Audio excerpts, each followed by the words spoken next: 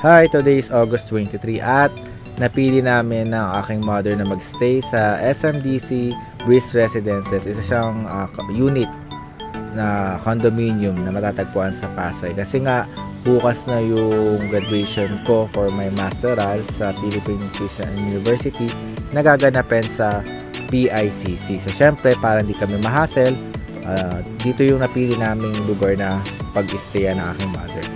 So, ito na yung part na papasok kami sa unit na nirentahan namin.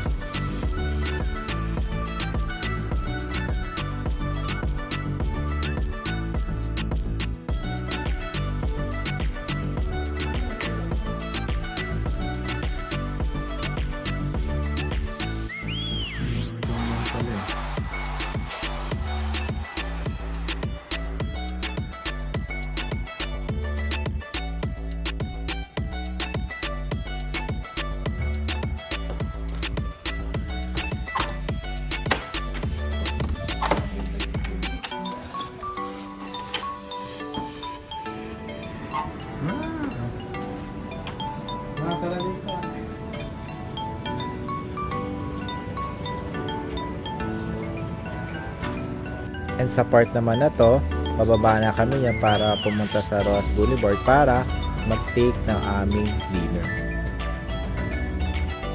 And syempre, dahil mayaman tayo for today's video, napili namin kumain sa Max's Restaurant na malapit sa CCP. And then after namin kumain, so ayan, namasyal kami, nag-take ng picture sa tabi ng dagat sa Roas Boulevard. Kasama syempre ng aking mother.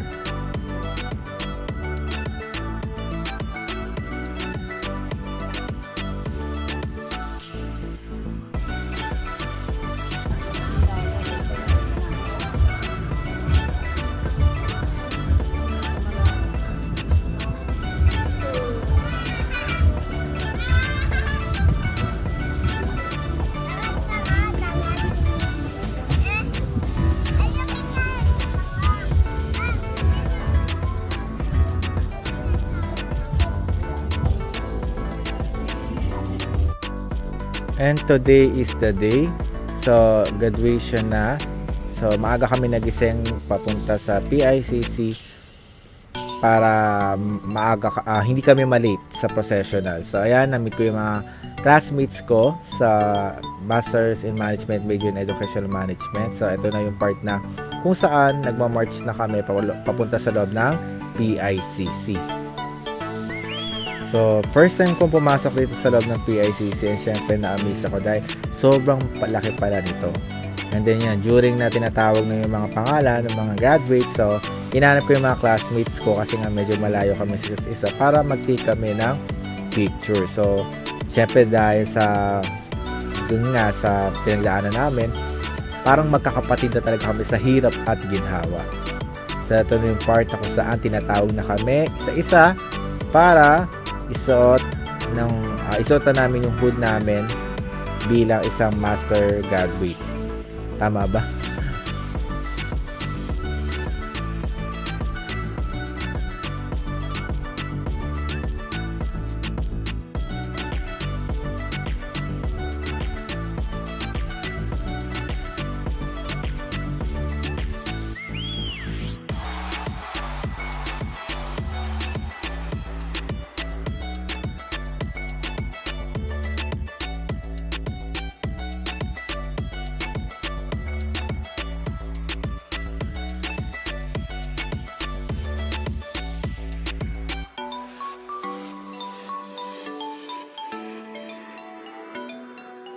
Ayan, dito sa part na to, gutom na talaga kami. So, wala kami ginawa kundi picture lang ng picture. And then ang aming commencement address speaker ay si Senate President Mig Subiri.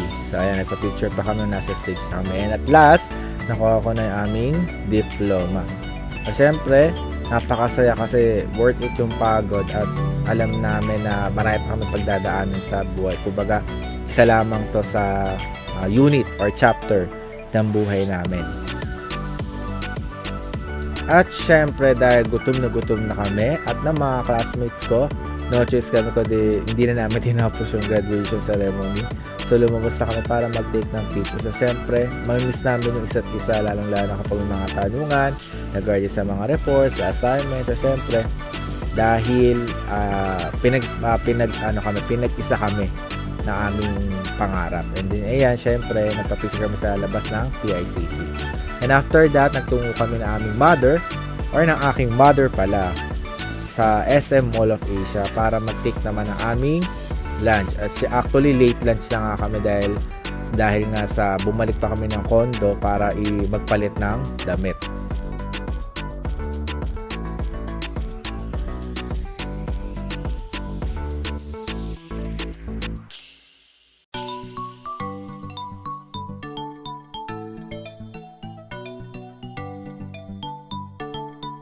Ayan, so nung nasa MOA na kami, so napili namin kumain sa isang Japanese restaurant at syempre, sulit na sulit yung pagkain.